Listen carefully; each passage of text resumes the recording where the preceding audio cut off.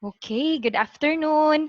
All right, so welcome to the online webinar that we are going to have this afternoon. And the title of our seminar is The Secret to Saving and Building Your Future. So, taking control of your money. Before that, I would like to introduce myself. So, I am Stella Florence Rosara Coronica. No, by profession, I'm a teacher and right now an entrepreneur and an investor here at International Marketing Group. I'm one of the financial coach based in Davao City. So today I would like to introduce our organization. This is International Marketing Group or IMG. So we give financial education orientation to different families. And actually right now we have this campaign of 10 million financially educated families by 2025. So ano ba yung goal ni IMG? So IMG is like a financial school. We reach out to different Filipino people, hindi lang sa Philippines, but across the globe, now to deliver financial literacy. Because we believe that knowledge is power, and IMG is determined to provide 10 million people all over the world with a financial education that empowers them to have a better future. So, the content, ang laman ng aking talk this afternoon is about the secret to saving and building your future. So, becoming your own financial education. So, educator. Actually, this is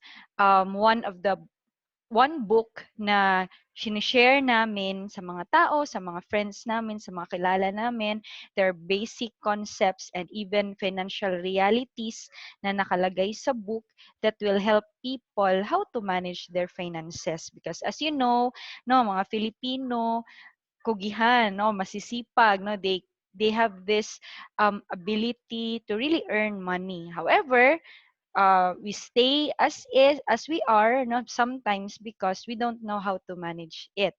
So when it comes to securing and saving their future, many good people fail. Okay, so smart people fail, even hardworking people fail, young people fail, old people fail, doctors, teachers, engineers. Many end up retiring without enough savings. No, why is that? No, so hindi pala malalaman na ma you're a good person or matalino ka or masipag ka, bata, matanda. No, many people are failing in their finances, in their personal finance. Meaning many end up na nagre-retire na wala talagang pera. And for example lang sa teachers, no, ako, I worked in the Department of Education dati, and I could really see it, no, if not all but many teachers really are failing in the personal finance because walang management and when it comes to money. So that is the role of IMG. We want to help na Filipino people to really uh, get this things na ma-manage nila yung personal finance because we believe as well that financial education is not just for the wealthy. No, it is for everyone. So these people don't set out to fail. No, they do because they fail to plan and manage their personal finance. So may kulang sa ginagawa nila. They lack financial education, and that is the role of IMG. No, in reaching out to the different people, we really want to educate these people. Financial independence is not a dream but a priority. Meaning you have to be intentional, no, in learning how to be financially independent. Hindi lang na ipangarap mo siya, but it's something that you have to take action para ma-realize mo yung financial independence. So here's what you will learn after this seminar. No, you will know the challenges that are going through. We will know how to control our future, what are the important concepts and strategies we need to know and do before investing, what are the key financial products we need to understand, know what IMG can help us achieve our financial goals, the top benefits of IMG, and as well financial checkup. So let's begin with this. We are in a challenging future. We are facing a challenging future, especially right now, with the COVID-19 pandemic na we have this crisis around us, and we are really threatened. So when it comes to finances, no, a large number of Filipinos also will face increasing challenges in these four major areas. First is we will have an uncertain labor market. No, hindi tayo sure kung anong meron, no, in the future when it comes to the labor market. Automation and powerful software continue to replace more and more workers. Meaning, pinapalitan na tayo ng machines, ng mga robot, di ba? And many manufacturing jobs are moving overseas in order to cut cost. One example to that is, for example, sa bank. No, long time ago or in the 80s and 90s, you would be able to see a lot of bank tellers, no, maraming mga accountants na nasa isang bank.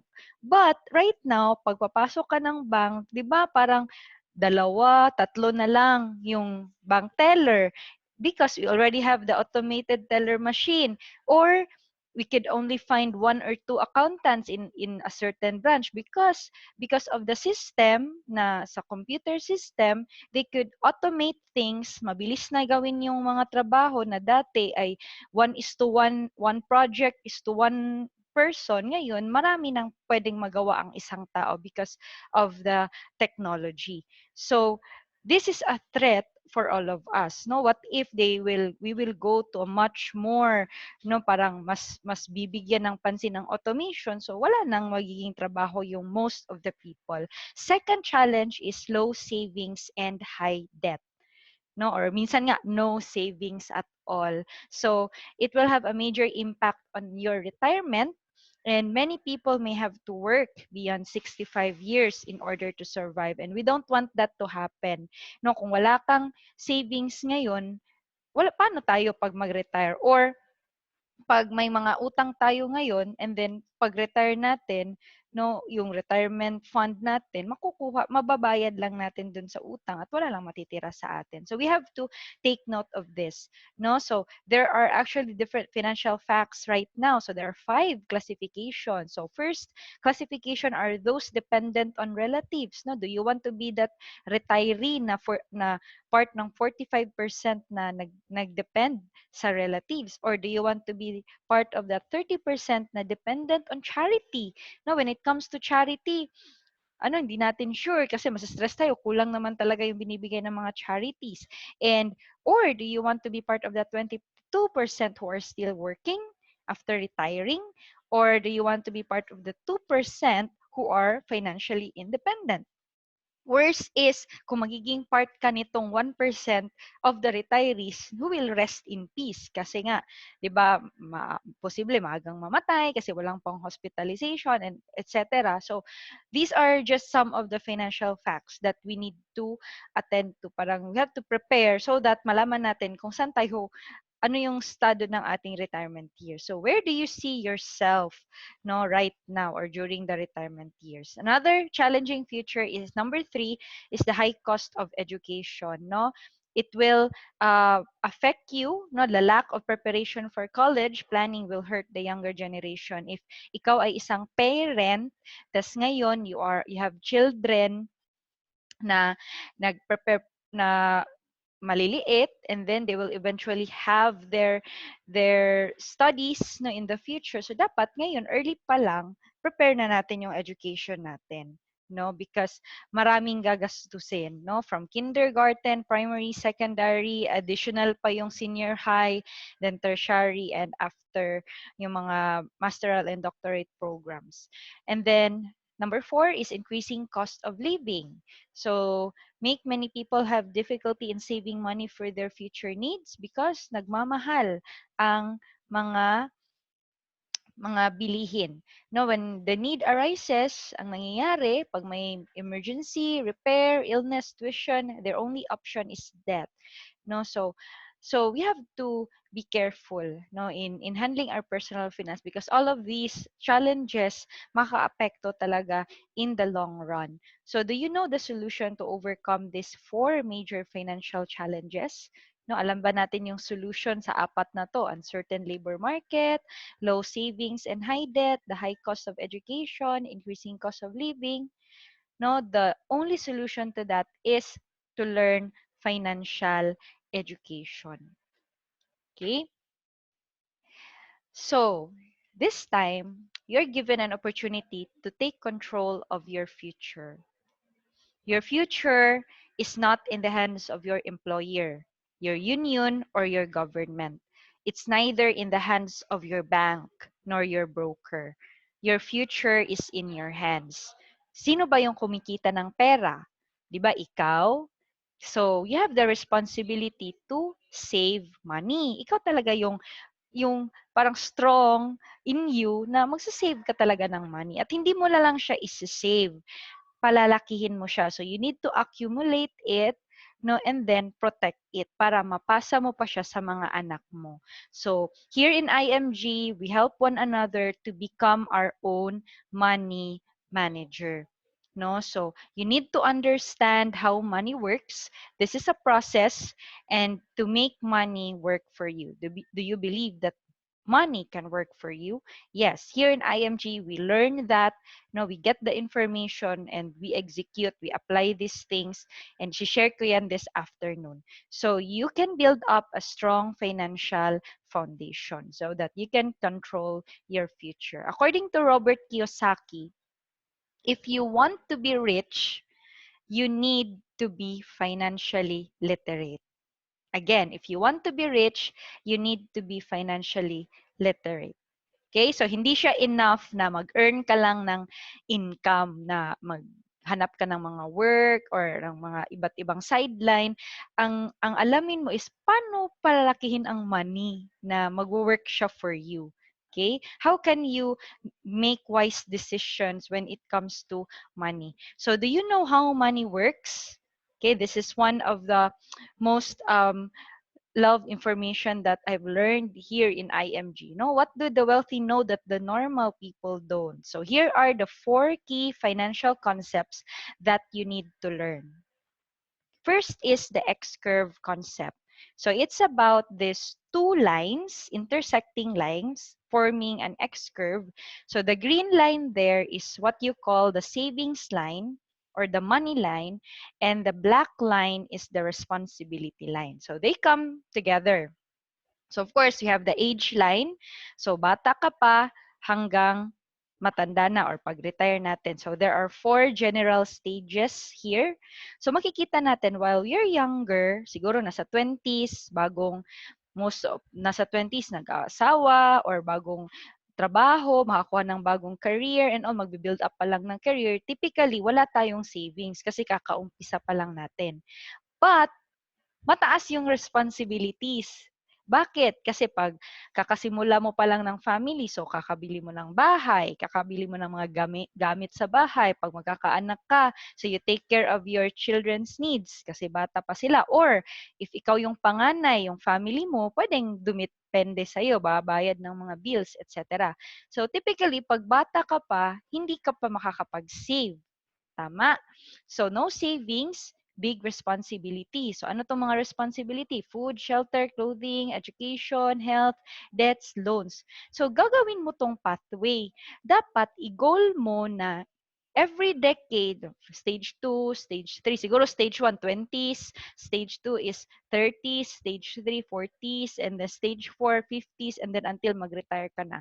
Ang goal mo is pag mag-retire ka na, dapat malaki na yung savings line mo when you grow old. At hindi mo na mafe-feel yung responsibility. Bakit? Kasi dahil malaki na yung savings mo, yung bayarin sa kuryente, yung food, shelter, maliit na lang yung needs doon. Or parang hindi mo siya mararamdaman kasi nga malaki na yung savings mo. Okay? So, no responsibility, big savings, and then Nung bata ka pa, you earn an active income, you work for money, but you have to learn, especially if you become part of IMG, malalaman mo paano magkakaroon ng passive income. Passive meaning, hindi ka nagtatrabaho. Si money na ang nagtatrabaho for you. You save and then you let it work for you. Okay? However, may dalawang what if tayo sa life. No, kasi nga matagal to parang ilang taon to na process. So there are what ifs. What if the breadwinner die too soon? No, anong mangyayari sa mga bata? No, sa amin, sa family namin, yung mother ko, she died like 11 years ago and kakagraduate ko pa lang noon ng college. No, so that time, bata pa ako and then yung mga kapatid ko rin. So, yung breadwinner namin is yung nanay ko and she died too soon. So, ngayon, dahil nakadepende kami sa kanya, so ang nangyari is parang nangapa kami, hindi namin alam kung saan kami pupunta. So, there are two what if. So, the second what if is, what if you live too long? So, dalawa lang din yung scenario dyan. So, if you die too soon, you need to protect your family. You need to have instant money or that will become an income replacement for you. And then another is you live too long, you have to protect yourself through investments so that you will be living on interest. Kasi kahit mag-retire ka na, wala ka ng trabaho, you still need food, shelter, clothing, etc. Right? So next concept, so that was the rule of 72. So ngayon naman is I'll share about the rule of 72. A while ago, that was the X-curve concept. So right now, I'll share to you the rule of 72. This is how money works. Ganito ang movement ng pera. So, 72 is any constant number that if you divide it by the interest rate, it will give you the number of years kailan siya magdodoble. So, for example, you invest somewhere na magbibigay ng 1%. No, for example, sa bank, magbibigay ng 1%. 72 divided by 1 equals 72. So, therefore, if nag-save ka ng, for example, 10,000 doon sa bank na nagbibigay ng 1%, 72 divided by 1 is 72. So, yung 10,000 mo, magiging 20,000 siya after 72 years. Okay? Kasi annual naman yung return ng money talaga in general. So, now let's have an example. What if someone told you na, ay, may investment vehicle na magbibigay ng 4%? 72, what if I invest there? 72 divided by 4 equals 18. So therefore, money doubles every 18 years. So that, for example, you are 29 years old ngayon. So isipin na lang natin, 29 years old tayo lahat. At meron tayong 100,000. Kailan siya magiging 200,000? So based sa computation, every 18 years magdoble. So by age 47, magiging 200,000 at at at age 65, magiging 400,000. So, every 18 years, nagdodoble siya. Ngayon, what if may isang kaibigan ka na alam niya kung saan mag-invest ng 8%? 72 divided by 8 equals 9. Money doubles every 9 years. So, the same age nagsimula, the same amount invested, but by age 65, mas malaki. Take note dito, 4% at dinoble lang natin siya, naging 8%, pero yung return nila is times 4. Okay? And then what if there is another vehicle na 12%? So 72 divided by 12 equals 6. Money doubles every 6 years. So that the same money invested, same age nag-start, but by the age of 65, you will get 6.4 million. Okay? So, anong kaibahan nila? So, iba-iba na investment vehicle, iba-iba ang interest, no? Dahil higher the interest rate, mas madali siyang magdoble.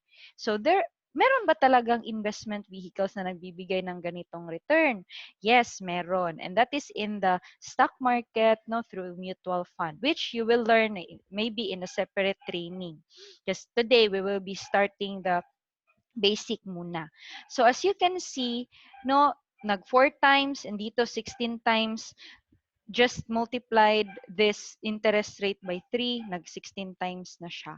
So, we have to value. And this is also true when it comes to debts. Kung utang ang pag-uusapan natin, pag ikaw ay umuutang, tas may interest rate din yung utang, know that yung utang mo na babayaran mo, pag hindi mo siya nabayaran agad, dodoble din yung utang.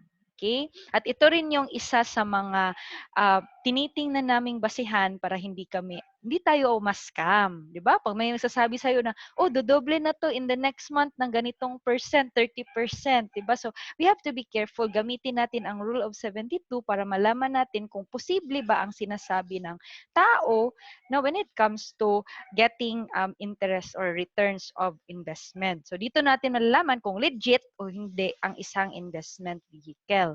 So, more often than not, people put their money in less than 1% and borrow money at more than 12%.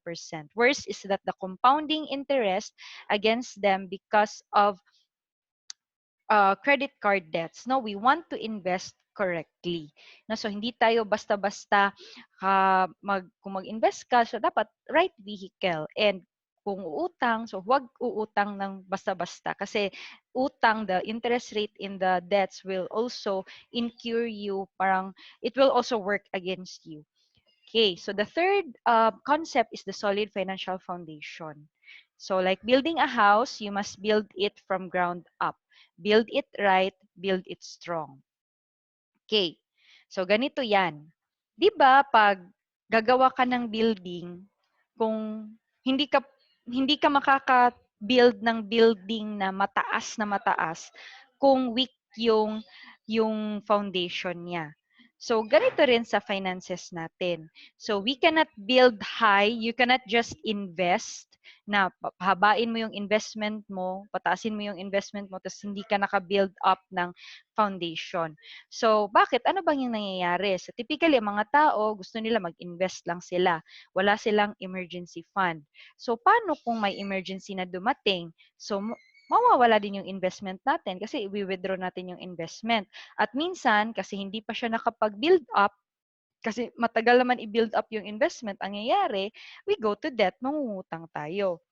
Tapos, may pangailangan pa sa health. Kailangan natin ng healthcare fund. 'Di ba? Kasi ang tao, pag ikaw nagtatrabaho, paminsan-minsan, nagkakasakit talaga ang tao. So, kailangan mo ng healthcare fund. At paano naman kung yung breadwinner ay mawala? So, kailangan din ng family ng income protection fund. So, ganito lang yan. If you want to build a solid financial foundation, unahin natin yung healthcare fund natin. If ikaw ay a breadwinner, you have to secure yourself healthcare fund kasi ikaw ang money machine. No, isang sakit, a family could be in the state of financial bankruptcy or personal bankruptcy. And second is income protection, no, in the form of life insurance. Kailangan natin ng insurance dahil if you love your family, kasi pag ikaw ang breadwinner, ikaw yung parang pader sa family and your families are depending on you. What if mawala ang pader? So, saan sila pupunta? Gaya ng nangyari sa amin, no? When my mother died because of breast cancer 11 years ago, no, parang hindi namin alam kung saan kami pupunta. Though she was working in the government, pero yun nga, dahil may maraming utang, so kulang yung nakuha namin na benefit and pinagbayad lang ng utang. And then kami, parang we really started from scratch. So if you love your family, no, secure yourself a life insurance because your asset is not the house, hindi yung sasakyan, kundi the best asset is you, your ability to produce an income. And number 3 is kailangan wala ka ring utang. As much as possible, no, stay away from debts. No, pag may utang ka ngayon, start eliminating it. Here in IMG, meron kaming training on how to eliminate debts. And then, emergency fund. Importante may emergency fund para in case of emergencies and transition, meron tayong pera. So, example, ngayon, 1 month na tayong naka-lockdown, naka-community quarantine, and may mga kakilala ako na wala na silang work or naka-cut yung working hours nila. So, that will mean na cut din yung sweldo, cut din yung income. So, paano ngayon? Hindi naman tayo tumitigil sa pagkain or pagkuha ng ating mga needs, basic needs. So, basically, these days, in times of crisis like this, kailangan na kailangan gamit ang emergency fund. And on top of it all is the investment. So, dyan na tayo mag-i-invest. Depende sa goals natin. Okay? The next concept is to pay yourself first. It is important that you pay yourself first or have the abundance formula. No, do not save what is left after spending. Spend what is left after saving. Okay, so paano ito ginagawa? So once you have received your income, of course, we offer and worship the Lord no through our tithes, the giving of our tithes, and that is 10%. No, this is biblical. We really have to obey God no in giving our tithes, of course, para to show our trust in Him na we trust Him in our finances. After that, we get the 20% no for our savings and investment that is for your future, para sa family mo, para sa sarili mo, para sa retirement years mo. And then the remaining 70%, yun na yung iba-budget mo para sa lifestyle, sa bills, etc. Ano yung dapat bayaran no on a certain month or week. No, so this is the abundance formula. So maybe you wonder, bakit nagtatrabaho ako tapos parang walang nangyayari sa akin? Siguro hindi ka nagta-tithes or hindi ka nagsisave for yourself. So you really have to do this, make this like a principle ba in your finances. And you will just be amazed na kung ano yung mga mangyayari in the future if you do these things. Now, this is what we call the 10-70 10-20-70 formula or the abundance formula. And most of the wealthy people are using this formula. Okay? So, how to practice pay yourself first? Actually, hindi mo kailangan ng additional income usually. Just classify your needs and wants. No? Anong bang meron ka? Purpose o forma? Okay, so baka may mga bag ka, mga signature bags, watches, cell phones, or other gadgets, no, other items na hindi naman importante, pero you still acquire them. No? So, cut the little expenses. Okay?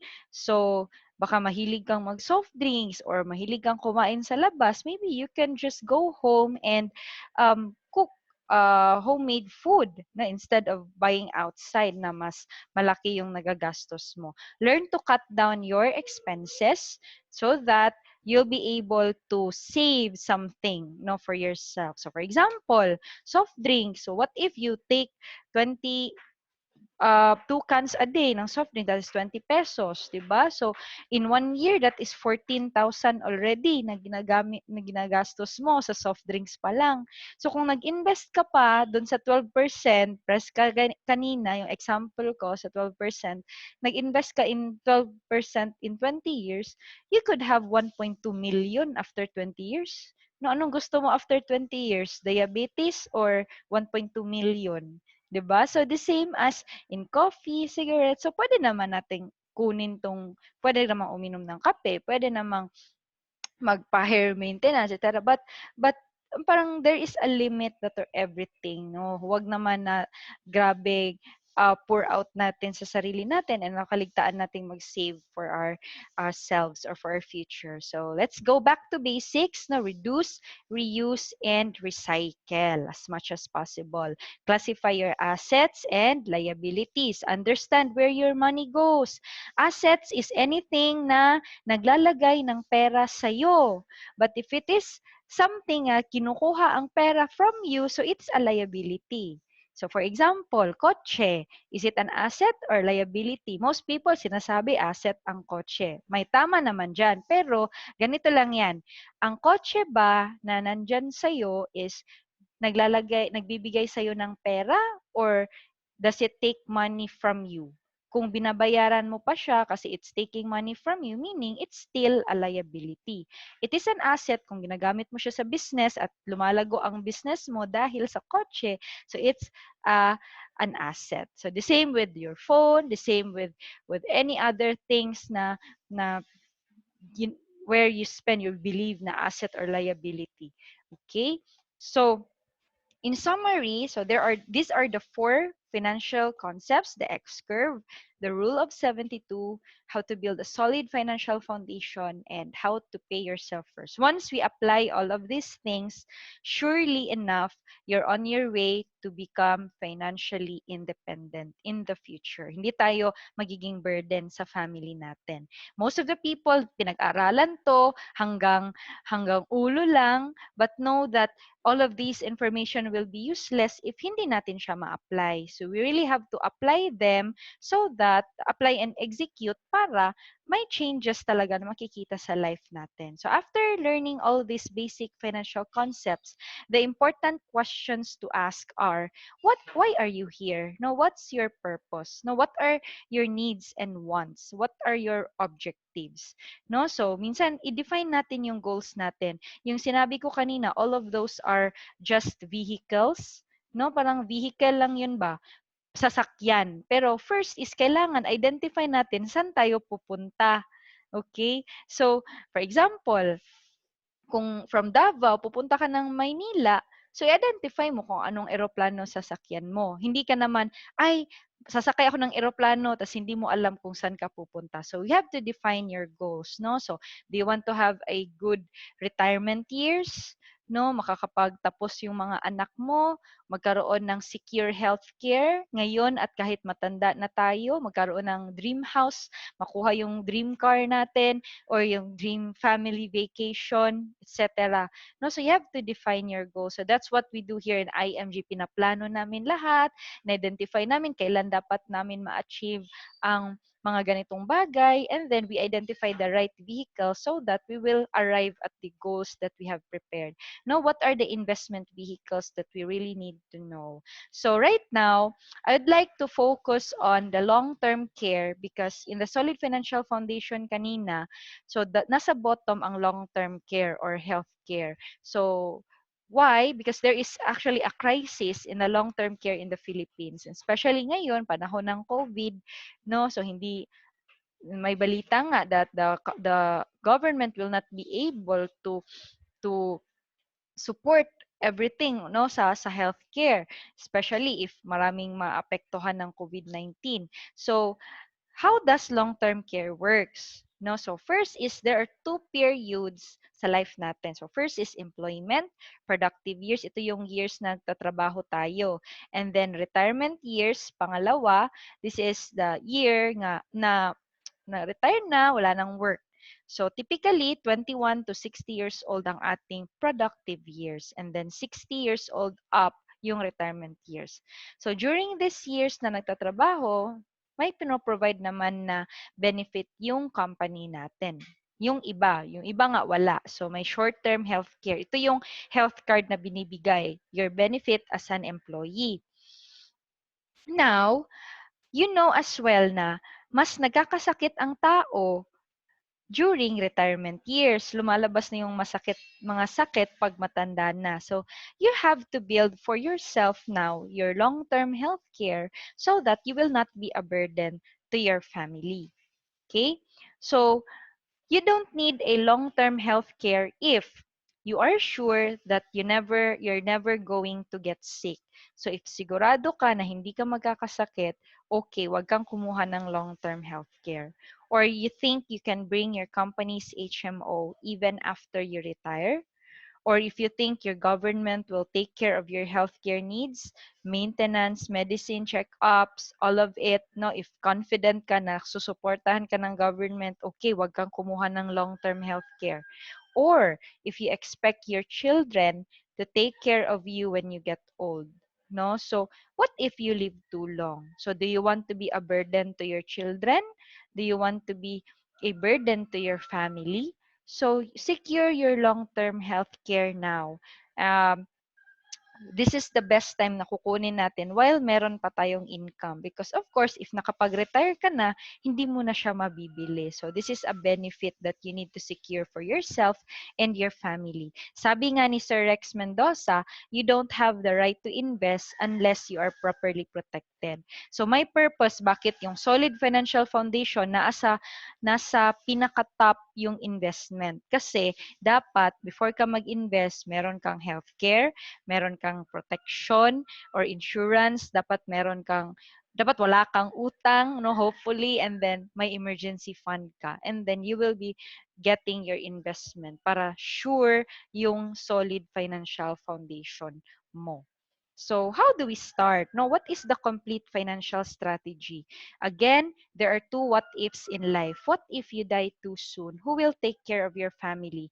The solution there is life insurance. Ang life insurance is not for you, but it is for your family. If you love your family, get yourself a life insurance. The second what if is, what if you live too long? What if taas pud tag mahaba rin yung life natin or taas tag life?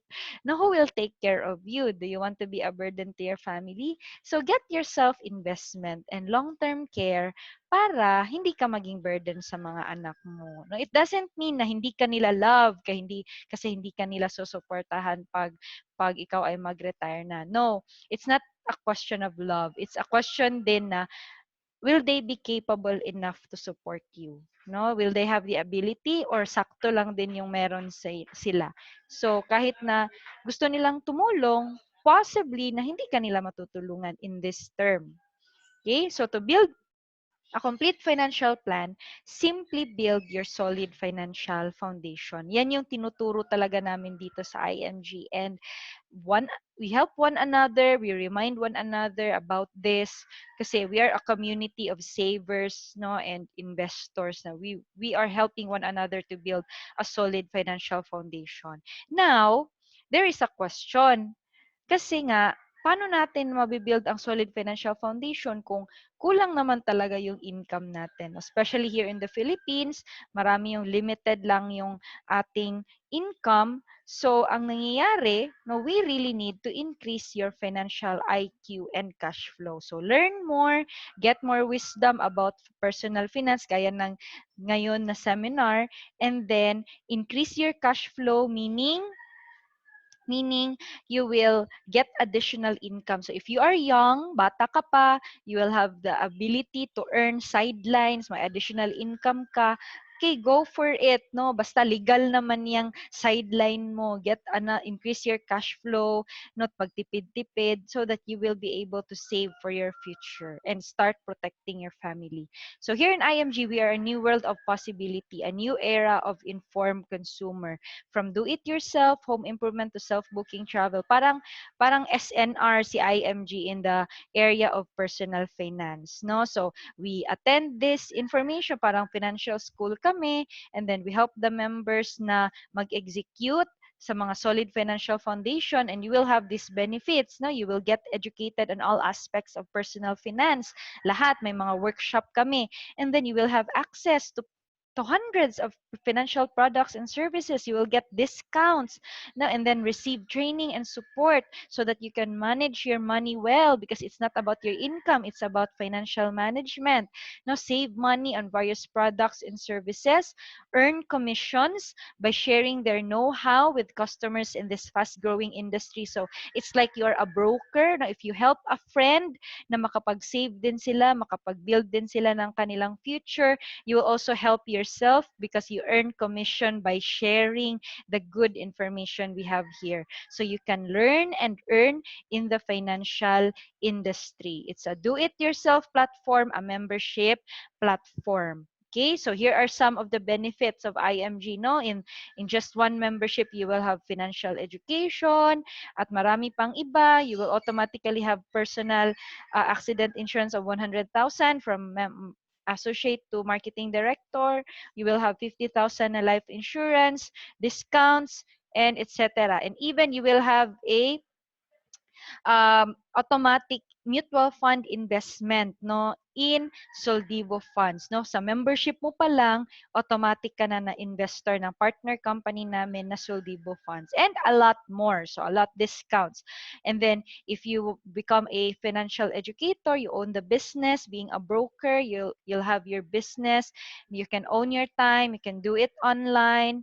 By helping family, lalaki ang income mo. Okay, so this is the access to the major providers. So this is IMG. If you're a member, you will have access to all of these financial companies or these partner companies that we have. So did you like what you have learned today?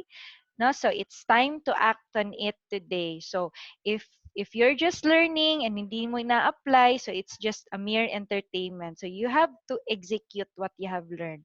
Take action now, whether you are ready or not. The only way for you to understand and know how to do it is to really give it a try. Now, the details of your path will never be totally clear unless you start acting. Kasi nga, hindi nga nag-work in the past, di ba? Yung, kahit ano yung pinag-try natin before, hindi siya nag-work. So, why not try this one? So, when is the best time to start? Actually, it was yesterday. Now is the second best time. And tomorrow will be the worst. No, time can be your worst enemy or greatest ally in building wealth.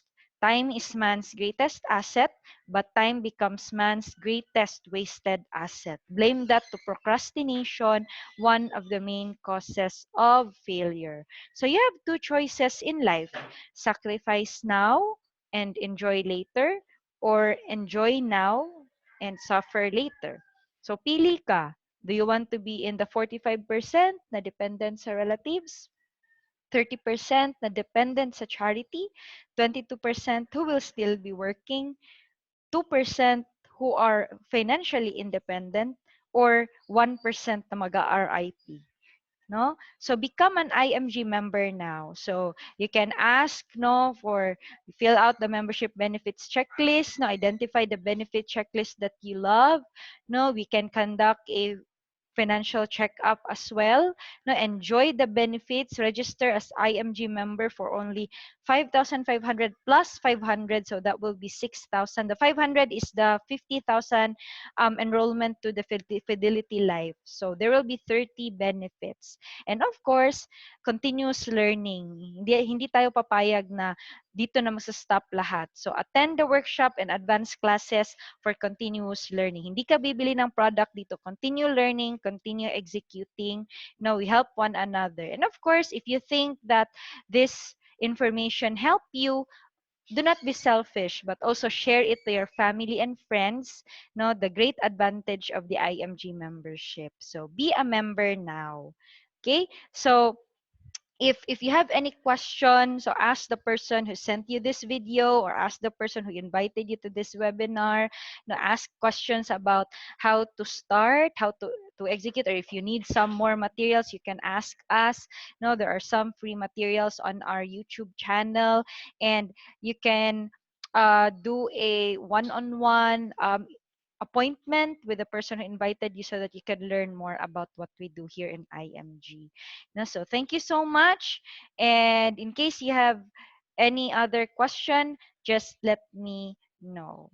God bless everyone.